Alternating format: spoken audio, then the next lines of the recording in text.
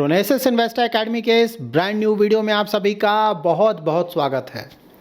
India पे लगा हुआ एडिशनल 25% टैरिफ क्या ख़त्म होने वाला है और उससे पहले का जो 25% टैरिफ लगा हुआ है क्या वो भी कम होने वाला है, और अगर ये सब हुआ तो क्या इंडियन मार्केट में फिर से काफ़ी अच्छे रिटर्न्स आना शुरू हो जाएंगे, और क्या इस तरह का रिटर्न आएगा जो कि कोविड के समय से आ रहा है। तो लार्ज कैप में, मिड कैप में, स्मॉल कैप में क्या उसी तरह का हाई रिटर्न्स हम फिर से एक्सपेक्ट कर सकते हैं। यही सब डिटेल में जानेंगे इस वीडियो में, और साथ ही आपके कुछ क्वेरीज भी हैं ना, इंटरेस्टिंग क्वेरीज। ठीक है, एक क्वेरी आया है, निफ्टी 50 को लॉन्ग टर्म के लिए रख सकते हैं क्या? Mid cap, large and mid cap, small cap, flexi cap अगर किसी के पोर्टफोलियो में है, मान लीजिए जॉब छूट जाता है, तो क्या उसको ऐसे ही इन्वेस्टेड रहने देना चाहिए या फिर वहाँ पे कुछ करना चाहिए?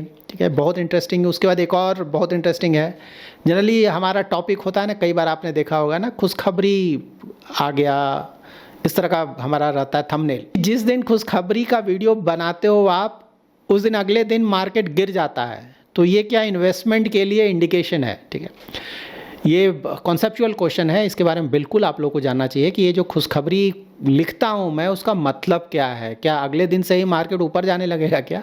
इसके बारे में भी मैं आपको डिटेल में बताऊंगा। और पराग पारेख फ्लेक्सी कैप, देखिए क्वांट का तो इसी वीक मैंने डिटेल वीडियो पब्लिश कर दिया एज प्रॉमिस्ड। अब पराग पारेख बचा हुआ है, Parag Parekh flexi cap, next week उस पर मैं डिटेल वीडियो पब्लिश करूंगा। और साथ ही गोल्ड पे बहुत सारे क्वेरीज हैं, तो नेक्स्ट वीक मैं ट्राई करूंगा कि गोल्ड पे भी एक डिटेल वीडियो पब्लिश करूंगा। गोल्ड में ही थोड़ा बहुत मैं सिल्वर को भी कवर कर दूंगा।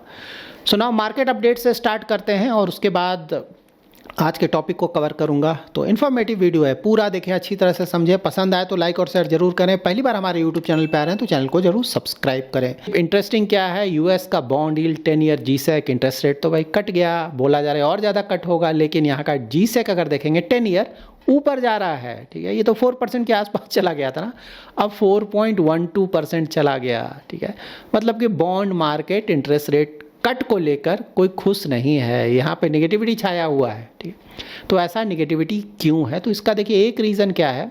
एक तो कल मैंने आप लोगों को समझाया था ना कि भाई जिस तरह का रेट कट एक्सपेक्ट किया जा रहा था कि होगा, उस तरह का नहीं अनाउंसमेंट आया। इस साल तो ठीक है 3 रेट कट हो सकता है, बहुत अच्छी बात, लेकिन आगे का देखें नेक्स्ट ईयर और उसके बाद सिर्फ एक रेट कट बोला गया, जिसे मार्केट ने थोड़ा निगेटिविटी लिया कि अरे ज़्यादा रेट कट नहीं होगा, नेक्स्ट ईयर मार्केट सोच रहा है 2-3 रेट कट और होगा। ठीक है, तो वो एक निगेटिव था। लेकिन उससे भी बड़ा निगेटिव क्या है ना, एक न्यूज़ आया है, वहाँ पे डेटा आया है। इनफैक्ट देखिए कल हमने डिस्कस किया था कि भाई जो सेंट्रल बैंक ने इसलिए रेट कट किया क्योंकि इन्फ्लेशन तो ज़्यादा है, आइडियली उनको रेट कट नहीं करना चाहिए, लेकिन फिर भी रेट कट इसलिए किया क्योंकि जॉब मार्केट में प्रॉब्लम लग रहा है ना, अनएम्प्लॉयमेंट वहाँ बढ़ रहा है, इसीलिए रेट कट किया कि भाई इसको बढ़ने नहीं देना, इसको रोक देना है। ठीक है, लेकिन अब जॉब मार्केट का एक लेटेस्ट वहाँ पे डिटेल आया है, डेटा आया है। यूएस में जॉबलेस बेनिफिट जो क्लेम किया जाता है ना, उसका डेटा आया है, और वहाँ पे ये 4 ईयर लो पे है। मतलब जो लोग वहाँ पे जॉबलेस है ना, वहाँ बेनिफिट क्लेम करते हैं गवर्नमेंट से, तो वहाँ पे इस बार का जो डेटा आया है ना, वो वीक इंडेड सितंबर 13 का वो आया है 2,31,000, जो कि 33,000 कम कर आया है। और ये बोला जा रहा है कि ये जो ड्रॉप है ना, वो 4 ईयर का हाईएस्ट माना जा रहा है, 4 ईयर का हाईएस्ट। ठीक है, तो मतलब ये है कि जो अनएम्प्लॉयमेंट का जो प्रॉब्लम लग रहा था कि यूएस में आ रहा है, अभी भी दिख रहा है, ऐसा नहीं कि नहीं दिख रहा है, लेकिन हाँ उतना ज़्यादा इशू नहीं लग रहा है। ये डेटा तो वही बता रहा है भाई। ठीक है, तो ये डेटा देखकर ऑफ कोर्स मार्केट को डर लग रहा है कि भाई ये तो शुक्र है कि इंटरेस्ट रेट कट के बाद ये डेटा है, अगर पहले ही आ जाता तो हो सकता है इंटरेस्ट रेट कट होता ही नहीं, या फिर जो इस साल बोला जा रहा है कि 2 और रेट कट करेंगे शायद उसमें भी प्रॉब्लम आ जाता। तो इसलिए भी मार्केट में नेगेटिविटी है। देखिए वहाँ सिर्फ रेट कट यही बोलकर सेंट्रल बैंक ने किया कि भाई वहाँ जॉब मार्केट है, दैट इज़ अनएम्प्लॉयमेंट बढ़ रहा है। अगर इंडिकेशंस आते हैं कि नहीं अनएम्प्लॉयमेंट नहीं बढ़ रहा है, जॉब मार्केट ठीक ठाक है, तो फिर रेट कट का तो कोई मतलब ही नहीं बनता। तो ये इशू आ गया यूएस में। तो देखते हैं, देखिए मैंने पहले ही बताया था 1-2 वीक का, 1-2 महीने के डेटा से पता नहीं चलेगा, कुछ महीने का डेटा आने पर ही क्लैरिटी मिलेगा। इसलिए बोला 2-3 महीने का टाइम हमें देना चाहिए। तो वहाँ पे आपका जॉब डेटा जो आ रहा है 2-3 महीने में क्लैरिटी मिल जाएगा। इन्फ्लेशन डेटा भी जो आ रहा है 2-3 महीने में बिल्कुल क्लियर हो जाएगा कि डायरेक्शन क्या है, हो क्या रहा है, तब जाके फाइनली ना वहाँ का जो सेंट्रल बैंक है उसको भी सही से डिसीजन लेने में सहूलियत होगी। बट हाँ ये नेगेटिव आया है। ठीक है, इंटरेस्ट रेट कट इससे है कि भाई इंटरेस्ट रेट कट शायद और कम हो फ्यूचर में, तो देखते हैं आगे का डेटा कैसा आता है। अब देखिए आज का टॉपिक कवर कर लेते हैं। तो देखिए, परसों मैंने बताया था क्या क्या नेगेटिव है मार्केट में, उसके कारण क्या प्रॉब्लम हो सकता है। कल मैंने डिस्कस किया था क्या क्या पॉजिटिव है, उससे क्या क्या पॉजिटिव चीज़ें हो सकती हैं। तो जो नेगेटिव मैंने बोला था ना, उसमें दो बहुत बड़ा नेगेटिव है इंडियन मार्केट्स के लिए फ़िलहाल। देखिए, एक तो है टैरिफ यूएस का 50% टैरिफ, और दूसरा है अर्निंग ग्रोथ। ठीक है, अर्निंग ग्रोथ मीन्स कंपनीज का प्रॉफिट ग्रोथ उतना ज़्यादा नहीं आ रहा है। लार्ज कैप जैसे निफ्टी 50 है ना, कम से कम 12-13% का ही प्रॉफिट ग्रोथ जब आने लगेगा, वहाँ से मार्केट के लिए बहुत अच्छा होगा, एफआईआई इसके लिए पॉजिटिव सिग्नल जाएगा। तो अभी उस तरह का प्रॉफिट ग्रोथ नहीं देखने को मिल रहा है, लेकिन हाँ, जिस तरह का जो भी इनिशिएटिव्स लिया गया गवर्नमेंट के द्वारा या RBI that is central bank के द्वारा, उससे लगता है कि आने वाले महीनों में वहाँ इंप्रूवमेंट आएगा। तो वो तो मोस्टली कुछ महीनों की बात है, वो आ जाएगा अर्निंग ग्रोथ, अभी फिलहाल यही लग रहा है। ठीक है, लेकिन असल प्रॉब्लम है टैरिफ का क्या, ये तो ना ट्रंप को इस पर डिसीजन लेना है ना, और हमें एग्जैक्टली नहीं पता है कि क्या डिसाइड करेंगे, तो ये अभी तक फंसा हुआ है मोस्टली। तो देखिए, ये जो 50% का टैरिफ लगा है, उसमें 25% तो रेसिप्रोकल टैरिफ है कि भाई यूएस ना एग्रीकल्चर में एंट्री चाहता था, डेयरी में एंट्री चाहता था, और भी कुछ उसको डिटेल्स कुछ और एंट्री चाहिए था इंडियन मार्केट में, हमने मना कर दिया कि नहीं देंगे एंट्री, इसलिए 25% उसने लगा दिया। ठीक है, एक तो ये। दूसरा एडिशनल 25% इसलिए लगा क्योंकि हम रसिया से ऑयल खरीद रहे हैं, तो ये टोटल 50% हो गया।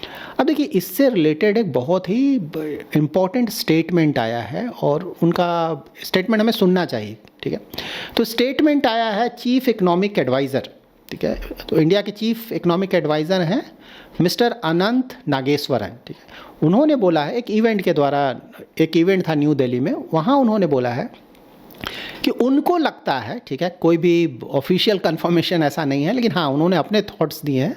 ठीक है, उनको लगता है कि नवंबर के एंड तक ये जो एडिशनल, जिसे पीनल टैरिफ बोल सकते हैं ना, रसिया वाला फैक्टर के कारण 25%, वो बोल रहे हैं कि ख़त्म हो जाएगा। ठीक है, तो सिर्फ 25% बचेगा। 25% में भी वो बोल रहे हैं कि जिस तरह का नेगोशिएशंस फिर से स्टार्ट हो गया है यूएस के साथ, उसको देखकर लगता है कि 25% भी नहीं रहेगा, वहाँ भी गिर जाएगा। वो तो मतलब बहुत ही ऑप्टिमिस्टिक फिगर दे रहे हैं, 10-15% तक हो जाएगा। देखना होगा, मतलब मुझे पर्सनली तो अभी विश्वास नहीं हो रहा है। मतलब 10% तो सोचना भी नहीं चाहिए कि यूएस 10, क्योंकि इस तरह का कहीं हुआ नहीं है ना। मतलब सिर्फ अगर यूके को छोड़ दिया जाए तो कहीं भी 10% नहीं है, और 15% ऑफकोर्स जो उसके बहुत अच्छे मित्र हैं, इंडिया भी था पहले, हुआ करता था। तो जैसे यूरोपियन यूनियन पे 15% है, जापान पे है, साउथ कोरिया पे 15% है, और एक ही कंट्री यूके पे 10% है। मेजर इकोनॉमीज़ की मैं बात बोलूँ तो 10-15% अगर मिल जाता है सही में, तो ये इंडिया के लिए बहुत बड़ा पॉजिटिव होगा। उसके ऊपर से 25% का जो पीनल टैरिफ है वो भी हट जाए। ठीक है, लेकिन हाँ, यहाँ पे ये ध्यान में रखना है कि ये उनका पर्सनल व्यू है। ठीक है, यहाँ पे ऑफिशियल कंफर्मेशन नहीं है, लेकिन यहाँ पे पॉजिटिव क्या है, एक तो भाई चीफ इकोनॉमिक एडवाइज़र है, तो अगर बोल रहे हैं, पर्सनली व्यू दे रहे हैं, सही बात है, लेकिन सीरियसली तो थोड़ा लेना पड़ेगा ना, क्योंकि गवर्नमेंट रिलेटेड हैं और हम लोगों से बहुत ज़्यादा इन्फॉर्मेशन उनके पास है, तो कुछ सोच समझ कर ही उन्होंने बोला होगा। ये एक तो ये। दूसरा, जो 25% टैरिफ जो इनिशियल लगा था ना, वो मोस्टली इसलिए प्रॉब्लम हुआ ना कि देखिए, जो उस समय न्यूज़ आया था ना कि भाई ट्रेड डील ऑलमोस्ट हो चुका है, सभी कुछ फाइनल है। ठीक है, वो गया था ट्रंप के पास सिग्नेचर के लिए, फाइनल सिग्नेचर के लिए, वहाँ पर ट्रंप ने उसे रोक दिया। ठीक है, और क्यों हुआ, ऑफ कोर्स ये सब हम लोगों को पता ही है ना। मोस्टली पाकिस्तान फैक्टर वहाँ पे आया, ऑपरेशन सिंदूर, उसके कारण थोड़ा वो सब प्रॉब्लम्स उस समय हुआ था। तो ऑफ कोर्स ट्रंप उस समय इंडिया से चिढ़ गए थे काफ़ी, तो उसके कारण रुका है। तो सिर्फ मोस्टली ऐसा लगता है, ठीक बात है, अभी डिस्कशंस अभी भी चल रहे हैं, हो सकता है 1-2 महीना और चले, लेकिन यहाँ पे मोस्टली ट्रंप का ही है। ट्रंप मोस्टली ज़्यादातर चीज़ें डिसाइड हो चुकी हैं, सिर्फ ट्रंप को ओके बोलना है।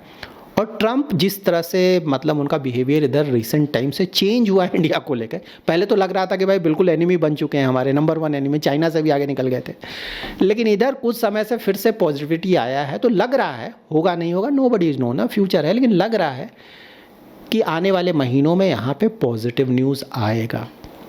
तो देखिए, अगर ये भी पॉजिटिव हो गया आने वाले 2-3 महीनों में, ठीक है, और अगले क्वार्टर से तो बिल्कुल अर्निंग ग्रोथ में प्रॉब्लम दिख नहीं रहा है। मतलब ये जो जीएसटी का असर तो अगले महीने से दिखने लगेगा ना, 22 सितंबर से, तो कि एक महीना से तो सब सामान कोई खरीद ही नहीं रहा ज़्यादा, जीएसटी का बेनिफिट मिलने वाला, लोग बैठे हुए हैं। ठीक है, वो अचानक सब खरीदने जाएंगे, तो और ऐसे भी फेस्टिवल सीजन है, तो उस समय तो ज़्यादा बिक्री होता भी है।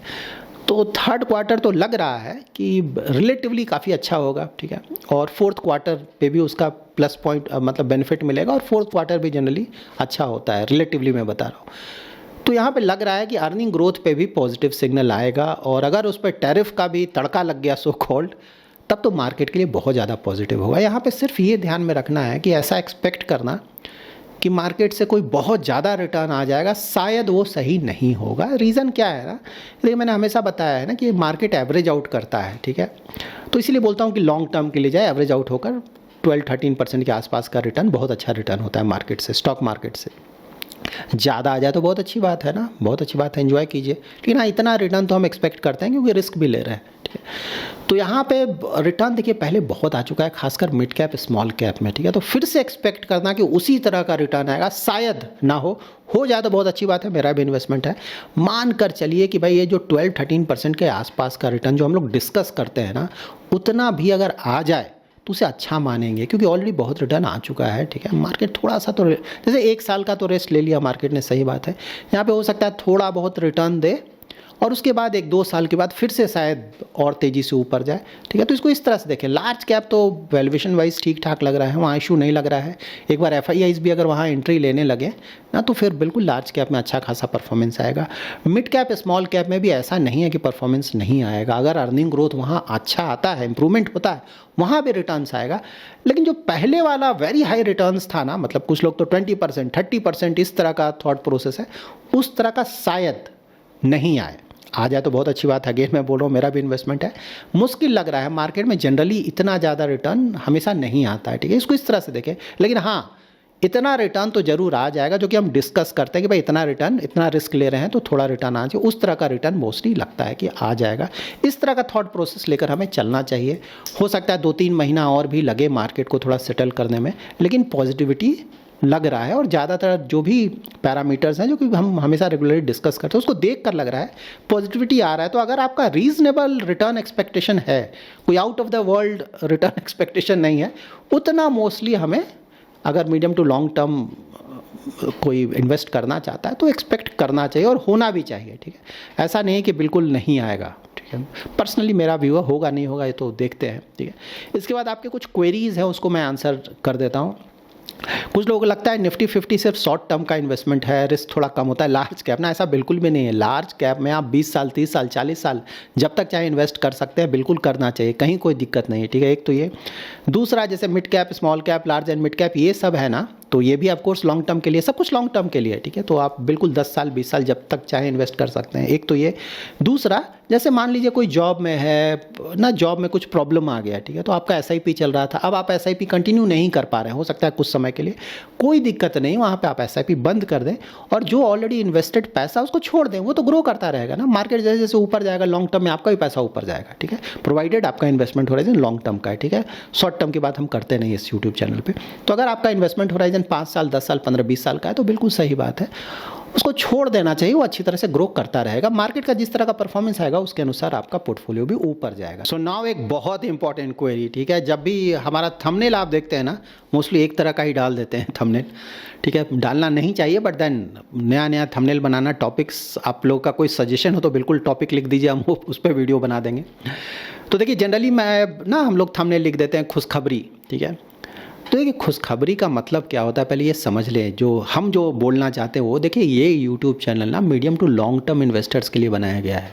जो डेली का ना 5-10 रुपीज़ या 1-2% का रिटर्न जनरेट करना चाहते हैं ना, उसके लिए नहीं है यूट्यूब चैनल, पहले मैंने क्लियर बताया है, ठीक है। ये मीडियम टू लॉन्ग टर्म 5 साल, 10 साल, 15-20 साल ना, क्योंकि हमें लगता है कि इक्विटी मार्केट में रिस्क बहुत ज़्यादा है। इतना ज़्यादा रिस्क लेकर अगर कोई इन्वेस्टमेंट करना चाह रहा है तो बिल्कुल उसका एक्सपेक्टेशन होना चाहिए कि पैसे को कई गुना बढ़ाएं, मतलब 1-2%, 4-5%, 10-15% के लिए ना नहीं आना चाहिए। बहुत ज़्यादा रिस्क है, क्योंकि वो निगेटिव भी हो सकता है ना, रिटर्न्स आपका पैसा भी उड़ सकता है। लेकिन मीडियम टू लॉन्ग टर्म में ना जो रिस्क है वो कम हो जाता है। ऐसा नहीं कि जीरो हो जाता है, इक्विटी मार्केट कभी जीरो रिस्क नहीं होगा, लेकिन रिलेटिवली जैसे जैसे आपका इन्वेस्टमेंट होराइजन बढ़ता जाता है ना, रिस्क कम होता जाता है। तो देखिए, जब भी ना इकोनॉमी फ्रंट पे कुछ पॉजिटिव न्यूज़ आता है, ठीक है, तो उसके बारे में जब बताता होता है तो मैं जनरली लिख देता हूँ खुशखबरी, ठीक है। वो जो पॉजिटिव न्यूज़ होता है, कोई ज़रूरी नहीं है कि आपका एक ही दिन में असर हो जाए, ठीक है ना। जैसे GST, ठीक है, तुरंत रिएक्शन कई बार आपको नहीं देखने को मिला, कुछ समय के बाद अब थोड़ा बहुत रिएक्शन आ रहा है। इंटरेस्ट रेट कट, तुरंत रिएक्शन देखने को नहीं मिला, बाद में अब थोड़ा बहुत देखने को मिल रहा है। टैक्स कट का भी उस समय कोई रिएक्शन नहीं आया था, बाद में फिर थोड़ा बहुत देखने को मिला। इस तरह से देखें, इमीडिएटली ज़रूरी नहीं है कि कोई अच्छा न्यूज़ आए, मार्केट में पैसा आपका डबल ट्रिपल हो जाए, ठीक है ना। लेकिन मार्केट में सभी चीज़ों का असर पड़ता है, ध्यान में रखें।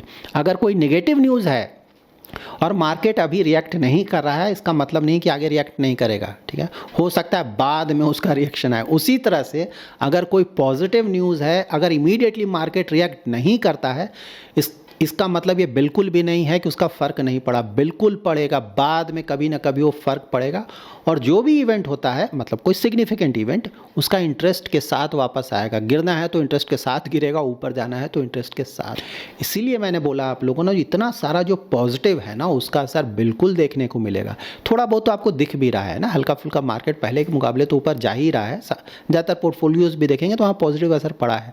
लेकिन हाँ, यहाँ से थोड़ा बहुत और भी ज़्यादा पॉजिटिव असर पड़ेगा, ठीक है। टैरिफ फ्रंट, वहाँ अगर थोड़ा क्लैरिटी मिल जाए, बिल्कुल फ़र्क पड़ेगा। अर्निंग ग्रोथ जैसे ही क्लैरिटी मिले, बिल्कुल फ़र्क पड़ेगा मार्केट में, ठीक है। हो सकता है इमीडिएटली शायद रिएक्शन ना हो सकता है इमीडिएटली रिएक्शन भी हो जाए। अगर नहीं भी होगा तो आने वाले दिनों में, आने वाले वीक्स में बिल्कुल उसका पॉजिटिव असर पड़ेगा। इसको ऐसे देखिए, ठीक है। तो मीडियम टू लॉन्ग टर्म के लिए मैं बताता हूँ कि भाई ये पॉजिटिव न्यूज़ है, आने वाले समय में उसका पॉजिटिव असर इकोनॉमी पे पड़ेगा और स्टॉक मार्केट पे पड़ेगा। डेली देखेंगे तो प्रॉब्लम होगा आपको ना। आज गिर गया, कल गिर गया, परसों, ये सब चक्करों में ना पड़े, ठीक है। So that's it in this video. अगर आपको ये वीडियो पसंद आया है तो जरूर लाइक एंड शेयर करें। पहली बार हमारे यूट्यूब चैनल पर आ रहा है तो चैनल को जरूर सब्सक्राइब करें। Thanks lot for watching.